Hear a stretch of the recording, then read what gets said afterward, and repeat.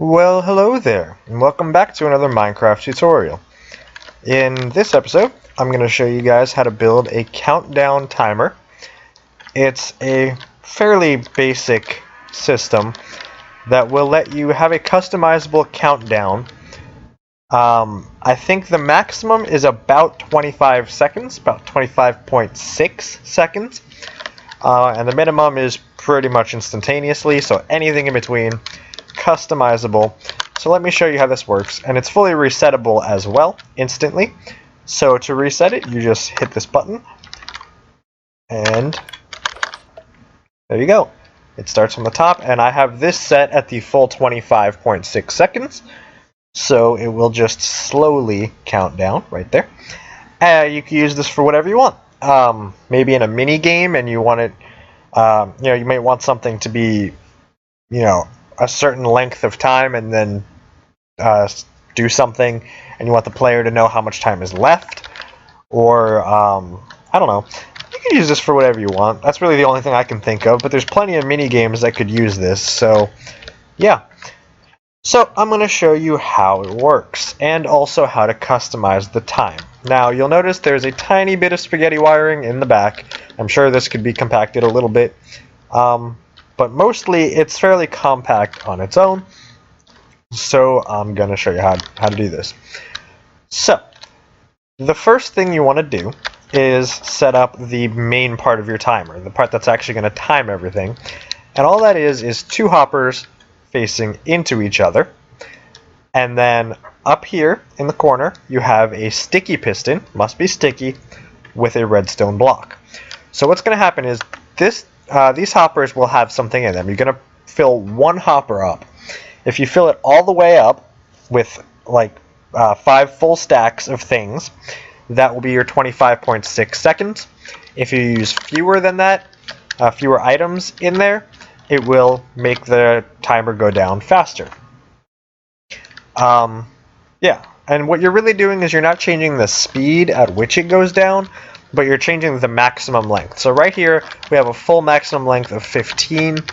If you were to use half as many items, you'd have a maximum length of 7. So it would go down at the same rate, but it would be obviously half the amount of time. So yeah, so that's how you configure this part, is just by changing the amount of items you put in this hopper.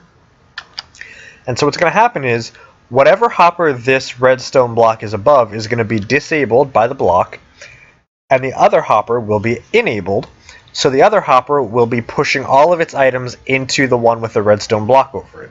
So in this case, this is finished, as you can see, because there's no signal out here. So this one has no items in it, and it's pushed all its items into here.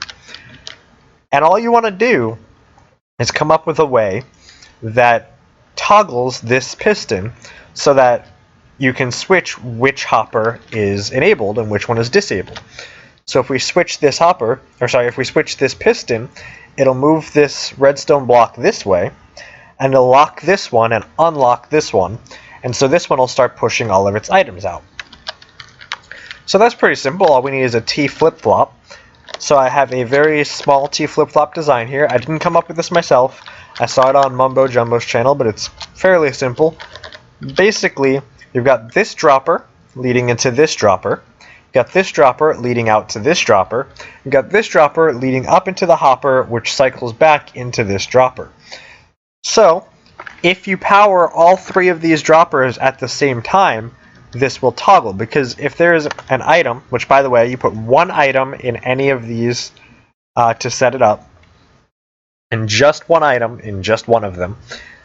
And when you power all 3 of these droppers, what's going to happen is if there's an item in here, it's going to get powered and it's going to drop down there. And then because this is powered, it's going to actually push it over here. And then if you power all of them again, these 2 won't do anything because they don't have anything in them. But this one will get powered and it'll spit its item up into here, and then the hopper will push it over into here. So basically, every time you press this button, or every time you send a signal to this block here, it's going to power all of them, and it's going to switch the item between being up here and being down here in the corner. And it's just going to move back and forth. So if you take a comparator output from either one of these, you're going to get a flip-flop kind of behavior. And so that's exactly what we're doing. We take a comparator output from here and lead it into our piston. Now you'll notice we don't lead it directly into the piston, we lead it into a redstone dust into the piston, and that is for a part that I'm going to show you next. So that is important, so do that. But for this part, yeah, that's all it really is. You have this setup, which is a T flip-flop, so every time you power this, it switches this piston state, which switches where the redstone block is, which switches which hopper is activated and which one is locked, and that determines which way the items are flowing, whether they're flowing this way or that way. So yeah. Next, what we want to do is we don't know at any given time which way the hoppers are flowing, right? We know which way they're flowing, but we don't necessarily know which one we're trying to get output from. So we need some kind of selection system to tell us, okay, the block is over here, so we want to take the output from here, or the block is over here, so we want to take the output from there. So what we do is, since this piston state is tied to the output of this flip-flop, we take the output of this flip-flop and we send a repeater out that just basically repeats that signal, and we use that to decide which of our two outputs, which are these comparators here coming out of those hoppers, that we're going to use. So the first one, we just have the repeater goes into this block, and then that signal gets sent across here into another repeater, and then into the side of this comparator. Now these output comparators are set to subtract mode. So we have this repeater here setting it to a signal strength of 15 if there's any signal, which will be subtracted from our output, which means this output will be 0 as long as this output is on, right? So that means if the block is on this hopper, then this output from this hopper will be canceled out. So that is how we select for this hopper. Now for the other hopper, it's exactly the same, except we take a torch here so that we're getting the negation of our T flip-flop, the opposite of it, and that is what we send into a repeater and then into the side of this comparator. So that if the block is over there, which you can see if I just switch this state, now the block is over there, so the signal is coming through here and cutting off the signal from this hopper, and this signal has turned off so that we can get a signal from this hopper. So yeah, that's just how we select the output signal. So then we need to combine these two outputs so that they're in the same line, and to do that we just put a redstone dust outside of one and a block next to it outside the other. So this comparator will power this block if it's selected for, and that will power this dust to the same level. And if this comparator is selected for, it's just going to directly power that dust. And the reason we use a block here instead of dust, there's actually two reasons. The main reason is if we put a dust here, then this signal will go into that dust and it'll actually attenuate or drop down by one level. Whereas this signal will not drop down because it's going to be directly into this dust. So we don't want one side to have a signal strength that's one less than the other. We want them both to be equal, so we use a block there to maintain the signal strength. Okay, so then the last step is this. And what is this part? Well, the output from these is actually going to count up, right? Because we're selecting for whichever hopper actually has the items flowing in, which is going to increase the signal. We want to decrease the signal. So all we do is we take the output from the hoppers and we put them into the side of a subtractive comparator that has a full strength signal on the back. And so that means that as this signal gets stronger from items flowing in, the output here is going to get weaker and weaker, as you can see by the count down instead of count up. And that's pretty much it. This signal doesn't have to go into lamps. It can go wherever you want. I just put it in lamps as an easy display of the countdown. The last thing you have to know is if you're going to use a signal strength other than 15, so a maximum time of 25.6 seconds, if you're going to do a shorter time than that, you do need to change the amount of items in your initial hoppers here. And you also need to change this. So this signal right here has to be the maximum signal that you're going to get. So right now I'm using a completely full hopper. So that's going to give a full signal. So I'm just using a redstone block here to give me that full signal. If you're going to use a smaller amount, then what you're going to want to do is just put a hopper here and fill this hopper up exactly to the same amount of items as the maximum items here. So if I were to use 3 stacks of items there, then I would want to put 3 stacks of items here as well, and that will give me about 7 lamps on. So if we flip this, we'll see 1, 2, 3, 4, 5, 6, 7. It's 8. It's about, because obviously it would be 7.5, and so it's rounding. But yeah, so by doing that,